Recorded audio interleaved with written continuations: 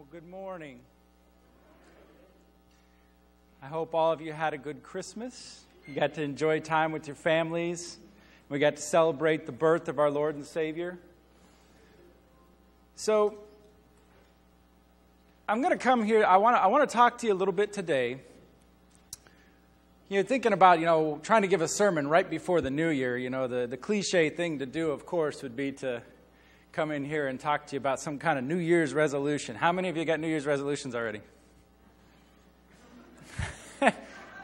Okay, so Pastor Lanny's preaching on lying.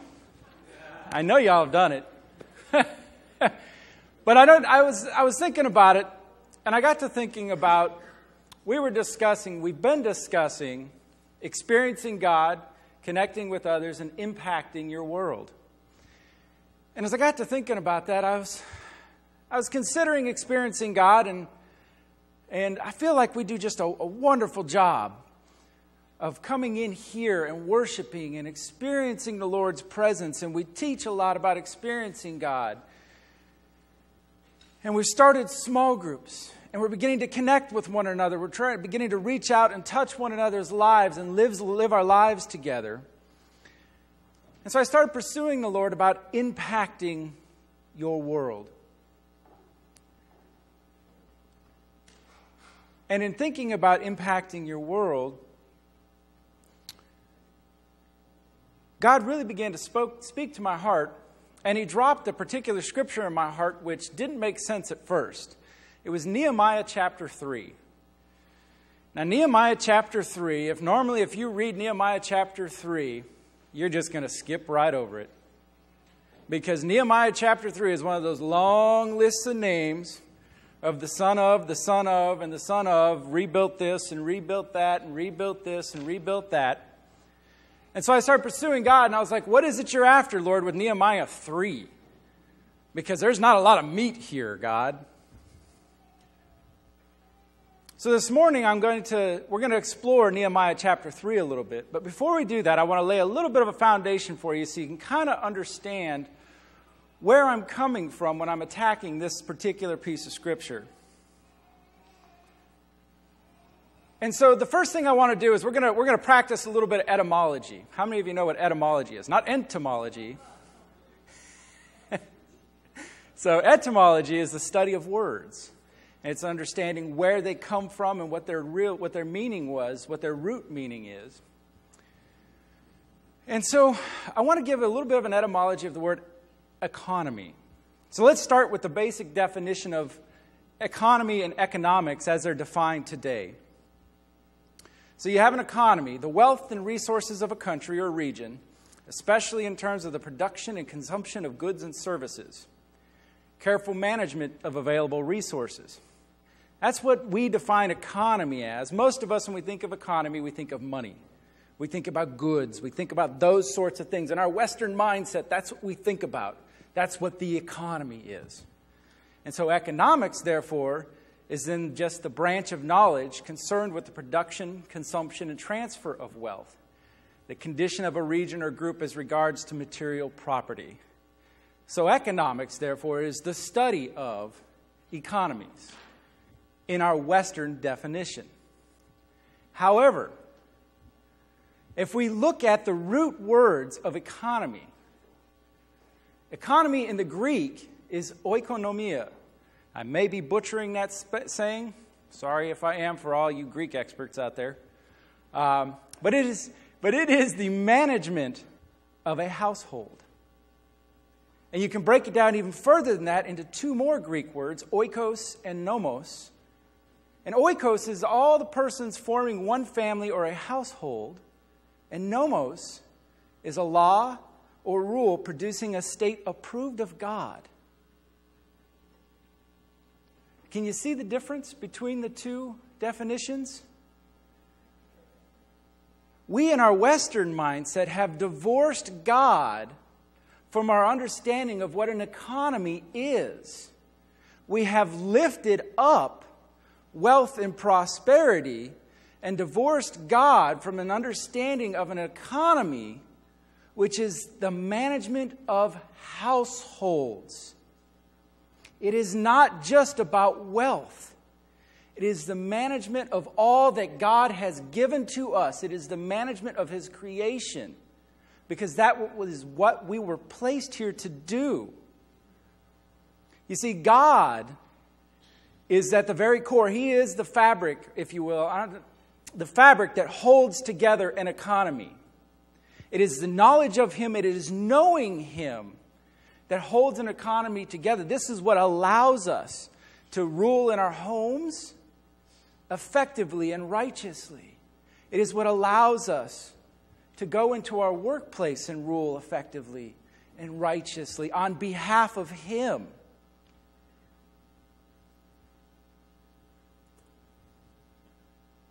So let's look at the economy of God. So the economy of God, we see from the very beginning, man was created to rule all of God's creation. So if we look at Genesis 1, this is shown in Genesis, a couple different scriptures. Genesis 1, verses 26 to 28, and Revelations 5, 9 to 10. And in these scriptures, if I can get them to put those up there, I'd like to read both of those.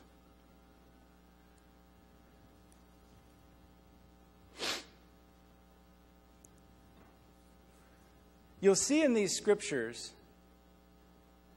that God created man to rule.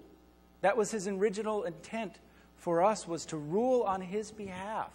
As His sons, as His children, we were given the authority to rule on His behalf. So Genesis 1, 26 to 28. That's close.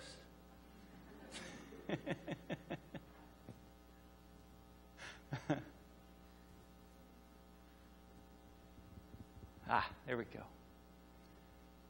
So then God's...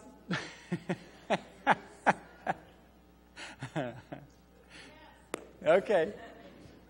Then God said, "Let us make man in our image, in our likeness, and let them rule over the fish of the sea and the birds of the air, over the livestock, over all the earth, and over all the creatures that move along the ground." So God created man in His own image. In the image of God, He created him. Male and female, He created them. God blessed them and said to them, "Be fruitful and increase in number. Fill the earth and subdue it. Rule over the fish of the sea and the birds of the air and over every living creature that moves on the ground." So the words rule and subdue.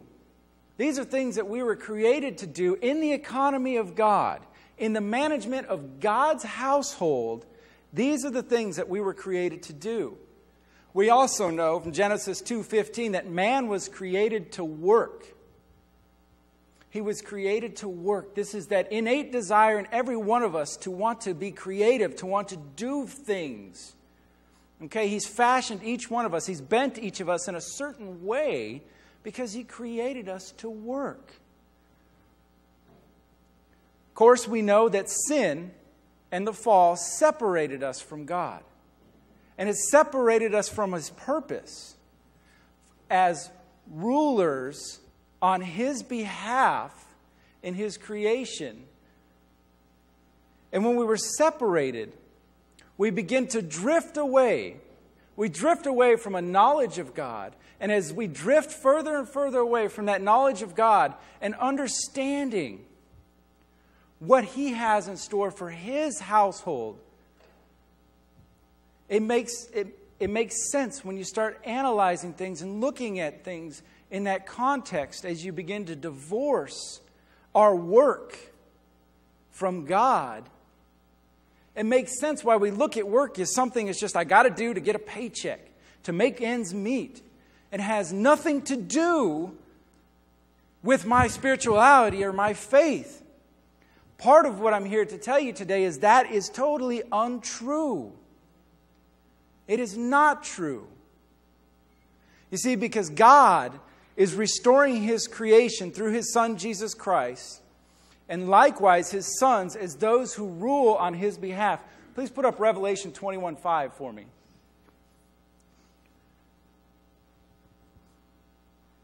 Part of what Christ came to do, Christ came to restore you to that relationship with your Father. Okay? He who was seated on the throne said, I am making everything new. Then he said, write this down for these... Did I put the right scripture up there? Ha!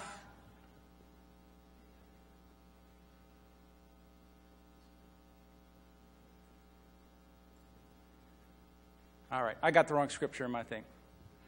So, part of what God did was He restored our inheritance. What is our inheritance? Can anybody tell me? Hunter, come here. Let's see. Robert, can I use you? And let's see. I need a younger lady here. That's a dangerous statement, I guess. As if I start picking out somebody out of the crowd, right? Who do I want to pick? Let me think. Peter. No.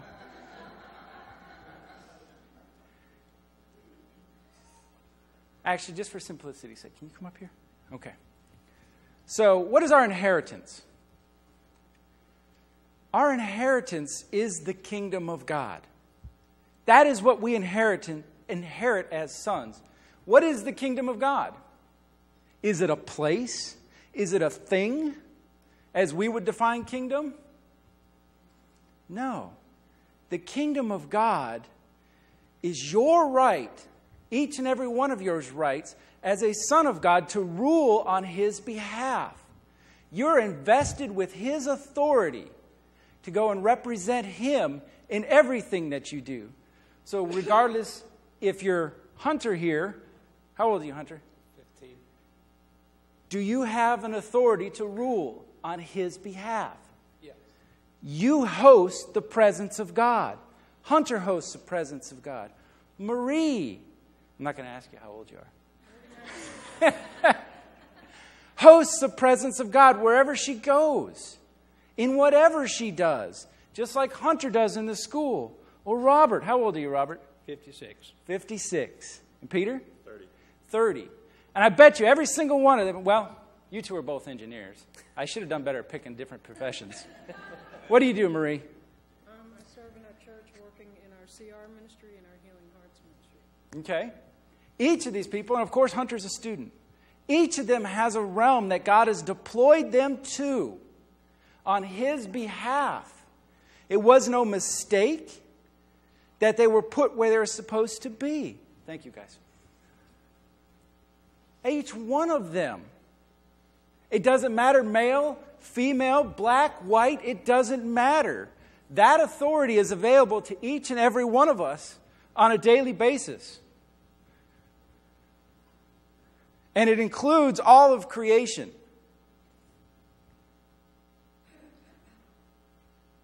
Can you put up Romans 8? I'm hoping I got the right scripture this time.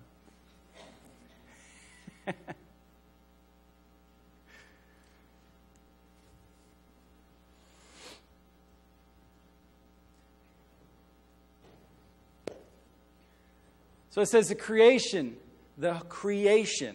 not just man, not just us, but the creation waits in eager expectation for the sons of God to be revealed. For the creation was subjected to frustration, not by its own choice, but by the will of the one who subjected it, in hope that the creation itself would be liberated from its bondage to decay and brought into the glorious freedom of the children of God. We know that the whole creation has been groaning as in the pains of childbirth right up to the present time. All of creation. God is not just in the business about the salvation of individual souls.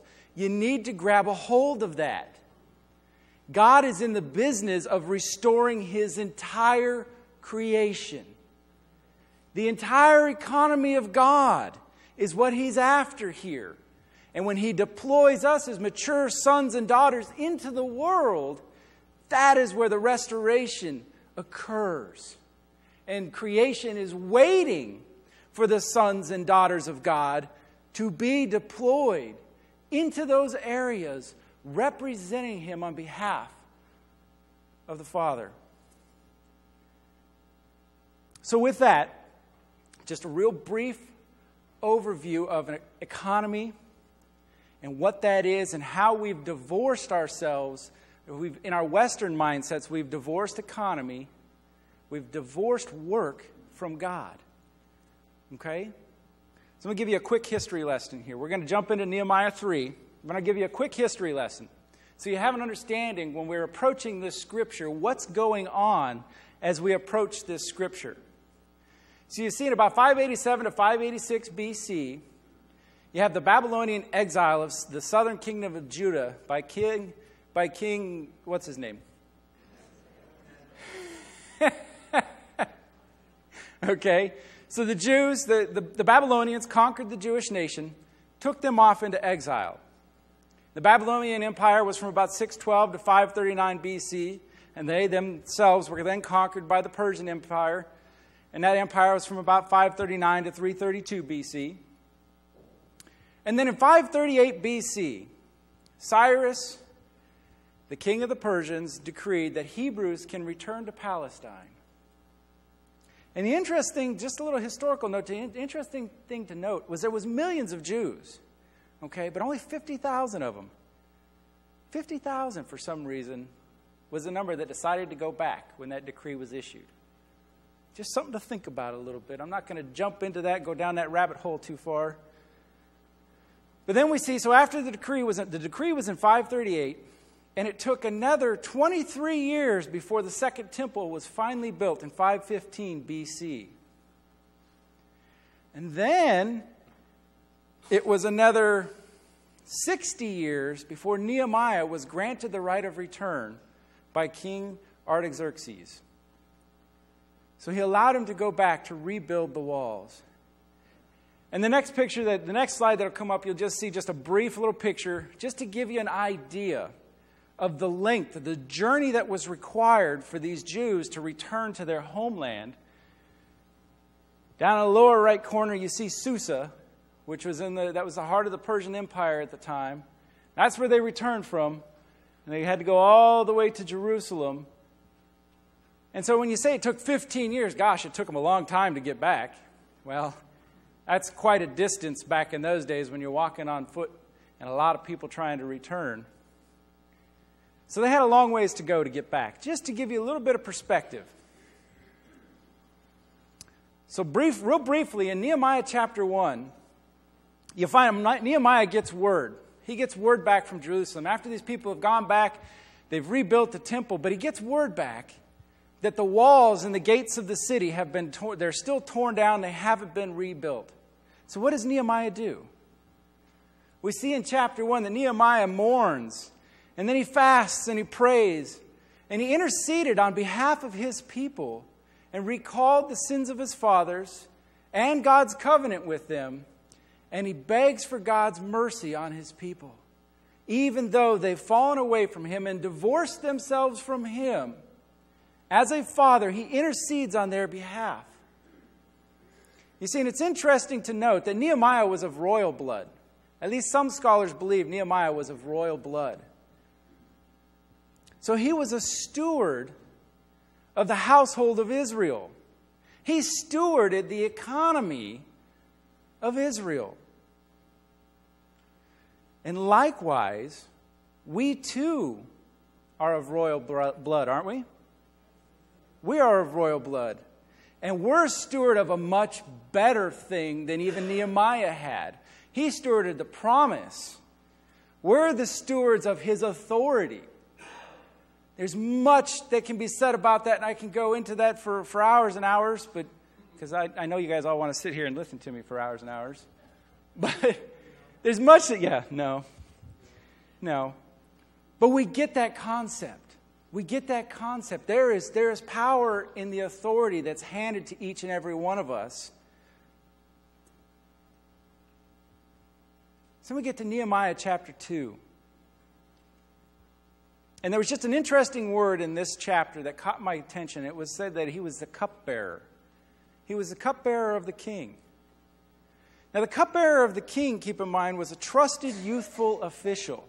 The cupbearer, it was his responsibility to taste the wine that was given to the king every day It was his responsibility to taste that wine to make sure nobody had poisoned him. Because it was quite frequent in those days. That was the way to get rid of a ruler, was you poisoned him. Because nobody could know. It wasn't like you stabbed him. It was undetectable at that time. So the person who is to be the king's cupbearer must be a trustworthy person.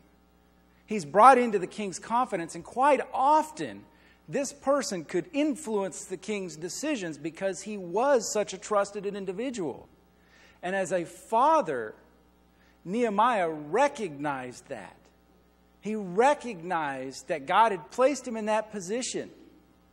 So he interceded on behalf of his people for permission and the materials, not just permission. Understand that. He got the king to give him everything to rebuild the walls of Jerusalem. He interceded on their behalf. They didn't have to go out and get these things.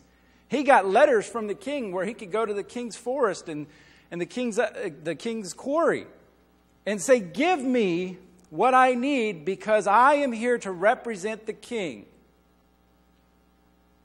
Okay? That's important. Because we are the cupbearers, co-heirs and representatives with Christ, sent to put the Father on display that we might impact the world around us.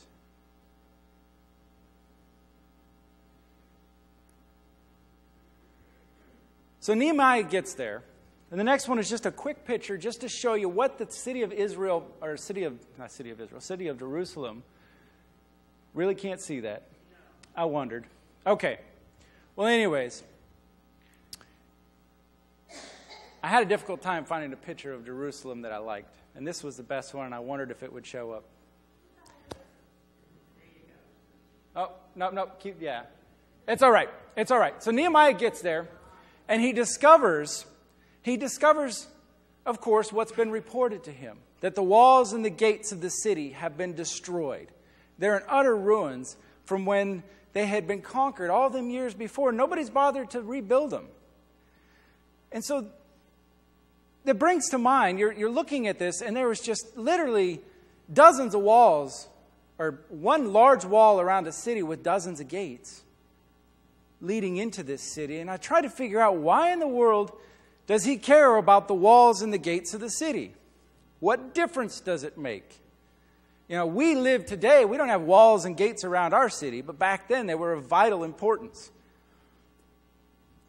See, because the walls and the gates, of course, provided protection. They provided for the defense of the city. But more than that, I want to point out the gates, okay?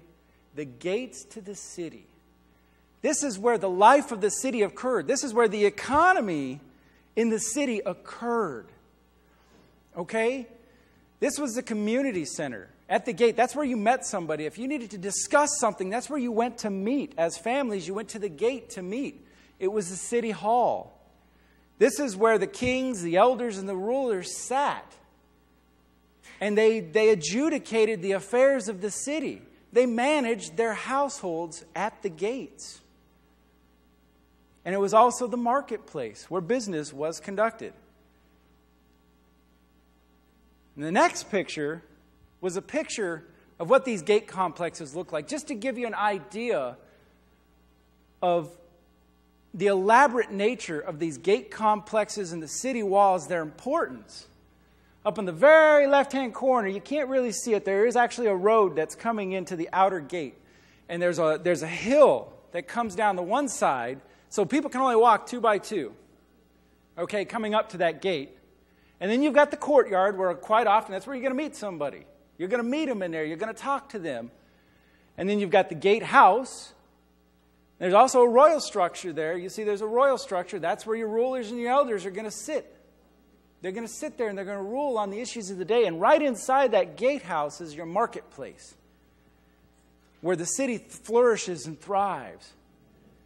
But they designed these gates this way for a particular reason, because as an enemy force comes up that narrow road, they can be shot at from the wall as they're coming in. If they can get past the first gate, which is the weak point of the city, then they're stuck in that tiny little courtyard being shot at from 3 different sides by archers and whatever means necessary they can throw at these people. Okay? So these were defensive in nature. Okay? And when Nehemiah hears that the gates and the walls have been torn down, I mean, you read in chapter 1 just the agony that overtakes him because of this, and you have to wonder why. Why? The temple's been rebuilt. The temple's there, so who cares about the gates and the walls? Okay, but he knew it was his responsibility to steward the economy of God, that the temple did no good if his people couldn't flourish. His people had to be safe and they had to flourish.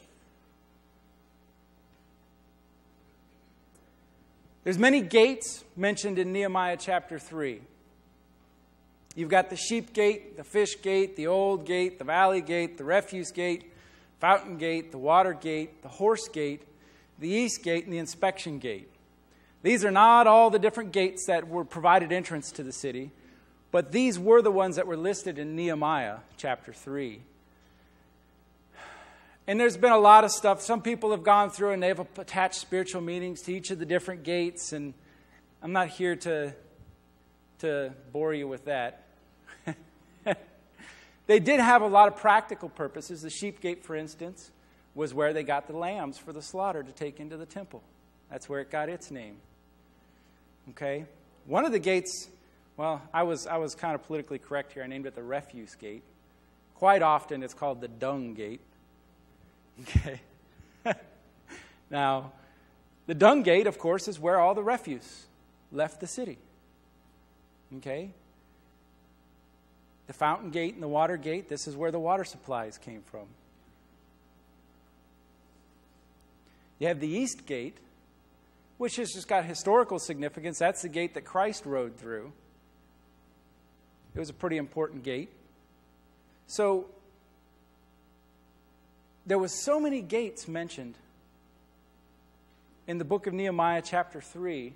And so it gets your mind thinking, at least it does mine. It's like, why all the gates? I don't get why he's mentioning all these. They have to be important for some reason. This stuff just wasn't included in Scripture for no good reason. And I got to thinking about, what are the gates of our cities today? What are our gates?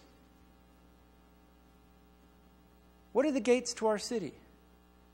What are the places that we need to be defending, the places we should be rebuilding as his representatives with authority? We should be deploying ourselves into these areas. You've got your primary and secondary education. This list isn't all-inclusive. But you got health care, you got businesses, financial, legal, government, churches, military. What would these gates, okay, if you don't realize it or not, if you don't watch the news, if you don't pay attention, these gates are under attack, if not already torn down. They've been torn down. What's our economy look like right now? Can we really say that our legal system is just and fair? What would happen if a lawyer were to go into situations where he's deployed, instead of seeking punitive justice, he seeks restorative justice? Instead of just punishing those who do wrong, what if we try to restore them? What if we write laws to lift people up instead of squash them? What if you work for the government and you're in a position that you get to manage a budget? If you work for the government, you realize it's not a capitalist thing. The government works, they give you money, you spend it, or they take it away. A lot of us here work for the government. But what if you're a government person, you're in a position to manage your budget, and you say, no, I've been given $2 million for my budget.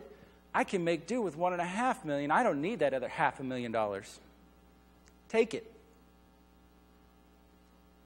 It's an entirely different mindset when you begin to think that I am here to steward his creation and help restore his creation to prosper my community.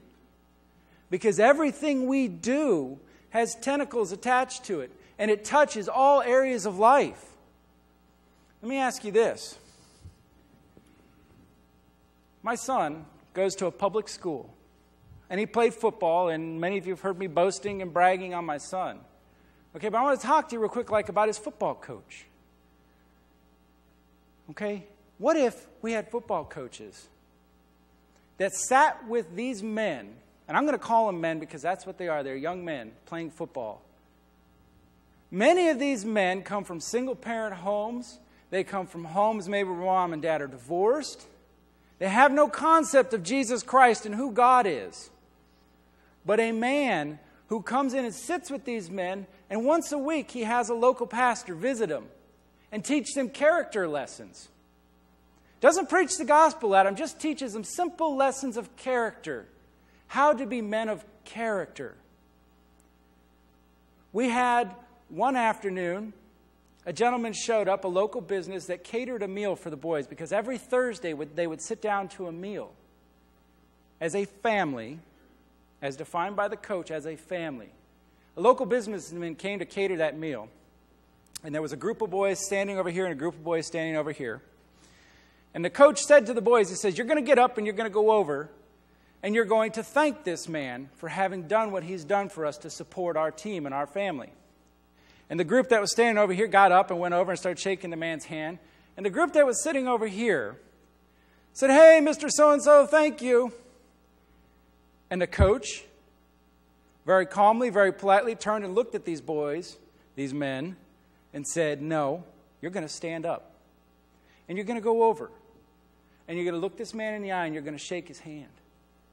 And you're going to say thank you for what you've done. What happens when a coach gives the kids a motto? Now, this isn't Spanish. This is Latin. Ex familia fortitudo. Strength from my family. Many of these boys have no family. But they do now. They do now. This man sits with them on a regular basis. They prayed before every game. They prayed before every meal. They read scriptures. And this is a public school. This is a public school.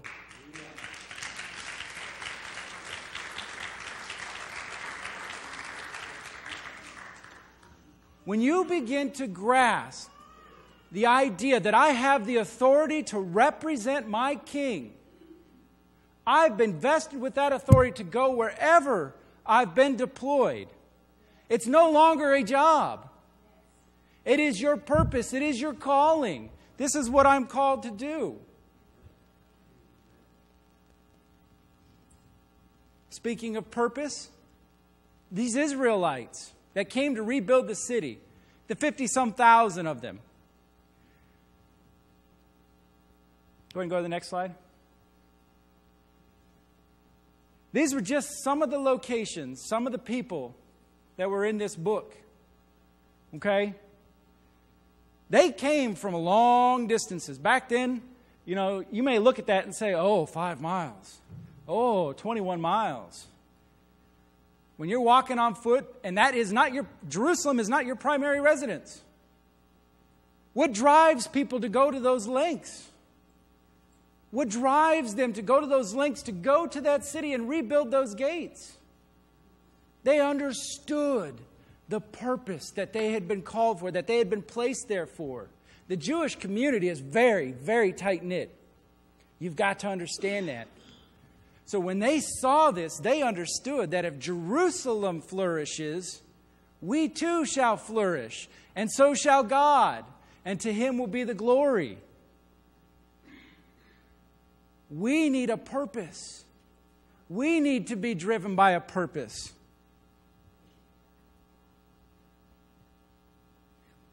Then you'll see that not just 1 or 2 or 3, but all are called.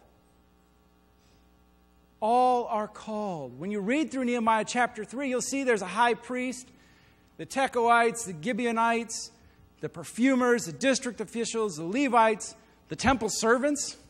Now there's an interesting study for you. You want to learn a little bit of crazy stuff? Go research the temple servants, okay? These temple servants were the descendants of essentially prostitutes in the king's courts from ages past, not the kings of Israel, but from these conquered nations where Israel had conquered them. They were the prostitutes in the king's courts, or in the priests' courts, rather. Sorry, not the kings. They were prostitutes to the priests in these other religions. Interesting stuff when you start reading about this. Okay? The goldsmiths, merchants, and there was women. One mention of women in Nehemiah chapter 3. Most of it is the sons of, the sons of, the sons of, the sons of. But there's one mention of women. That's huge back then. Huge. All are called. It doesn't matter what your profession is. It doesn't matter where you've been deployed. You have an opportunity at your work, at your office, at your home, in your schools, to impact your world, to bring that authority that's been vested in each one of us and put it on display. You see, when people have a purpose and a calling, when you begin to understand my identity as a son of God gives me a purpose and a calling to go, that's discipleship in action. When you're out there in the world representing your God, that is marketplace discipleship, and you don't have to utter a single word about the gospel. When this stuff started happening, an entire community would show up at a football game, and they purchased these T-shirts, and the whole stadium was yellow.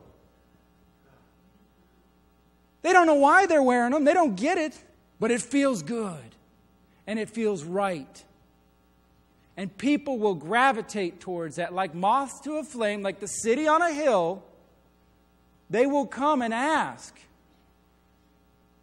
"You've got this all figured out. What's your secret?"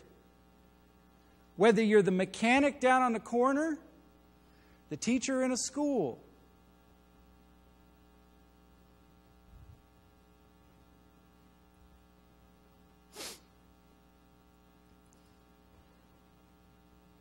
But don't expect it to be easy.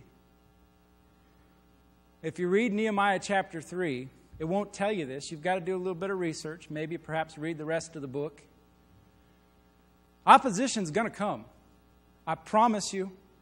I promise you. Because it's going to fly directly in the face of conventional wisdom. And it's going to knock some people off of pedestals. And when they're used to standing on that pedestal, they get a little bit angry when you knock them off that pedestal. Even if it is truth. Even if it is truth. See, in Nehemiah chapter 3, you see the high priest. The high priest. The high priest was allies with Sanballat and Tobiah. Do you think he made Nehemiah's job easy? No. No, if you're familiar with the story of Nehemiah, Sanballat and Tobiah did everything they could to thwart him at every turn to try to ruin the work that they had started. Meshullam, his daughter was married to Tobiah's son. The poor Tekoites, these people from Tekoa, they came to rebuild the walls and their nobles couldn't be bothered. And these were Jews. They couldn't be bothered. They couldn't be bothered because they were in bed with the Persians. So there's going to come opposition from outside and inside. As you try to overthrow, or not even overthrow, as you just try to represent your God in situations where He hasn't been represented in years, decades, there's going to be opposition.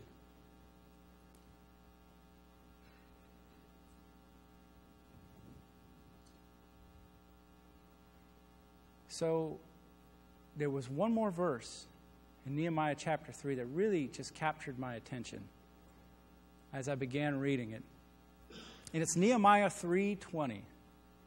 Okay? You go through the book of Nehemiah and repeatedly you just get the son of so-and-so and the son of so-and-so rebuilt this portion of the wall or rebuilt this gate and hung its doors. And it just goes on and on and on and on like a list. And it gets a little bit mind-numbing. And then all of a sudden, you get this Nehemiah 3:20. And it says, after him, Baruch, the son of Zabbai, zealously repaired another section, from the angle to the doorway of the house of Eliashib the high priest. And so I thought to myself, well, why zealously? Why was he the only one that was zealously repairing this wall? Why was it mentioned here? So I turned to the good old faithful standby of etymology. I'm like, okay, let's go look up zealously and see, what does this mean? And I was surprised. If you look up zealously in the Hebrew language, it translates as kindled, wroth, hot, angry, displeased, fret, incensed, burn, earnestly, to be hot or furious, burn or become angry.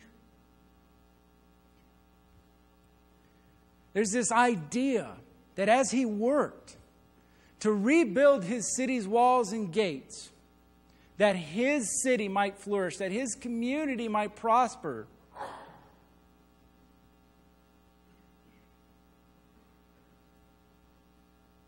this idea burned inside of him.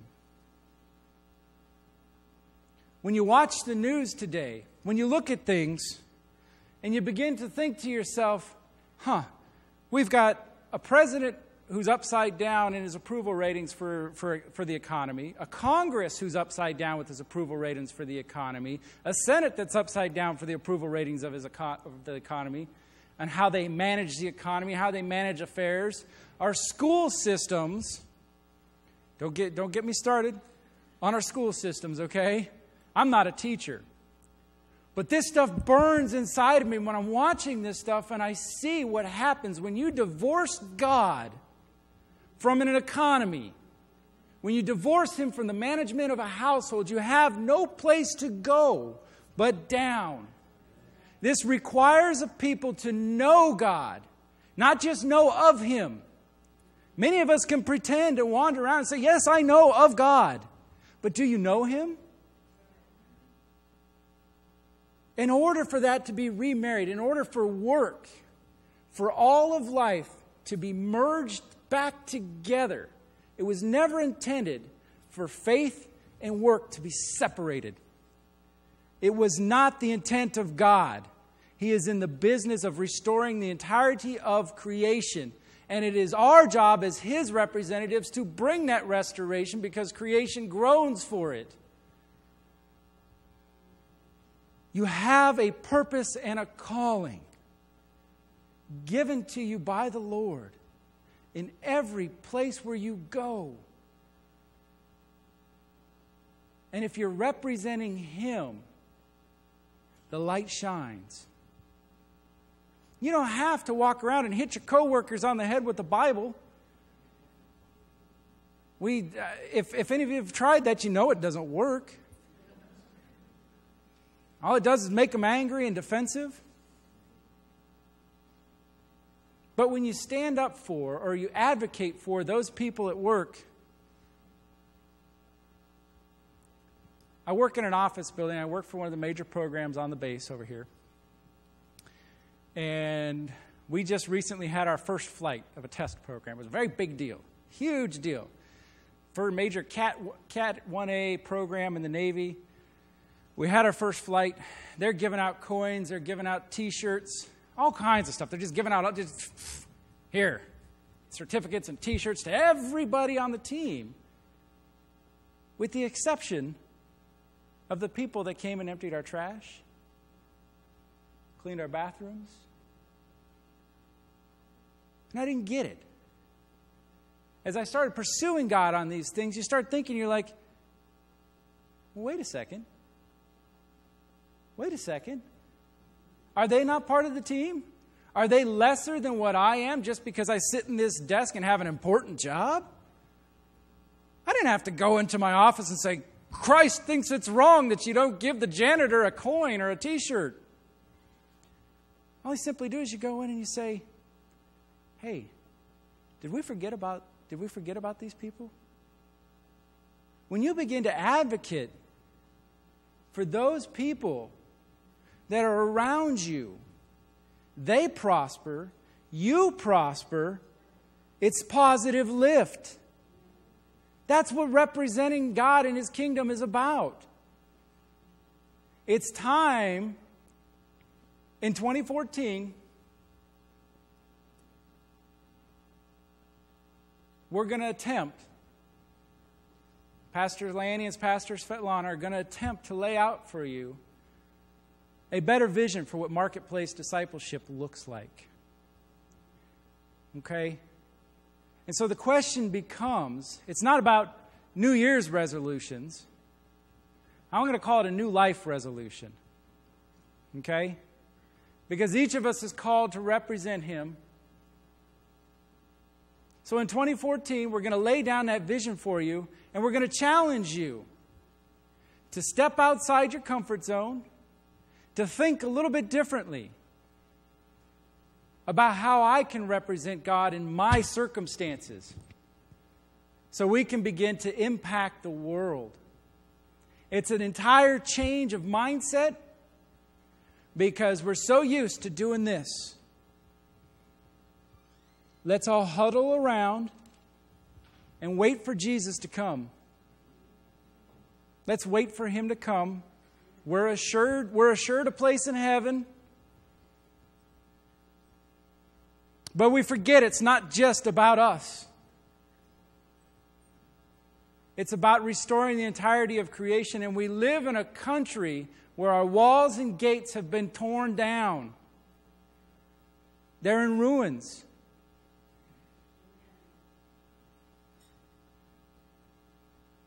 So in 2014, what can we do to rebuild the walls and the gates in our community?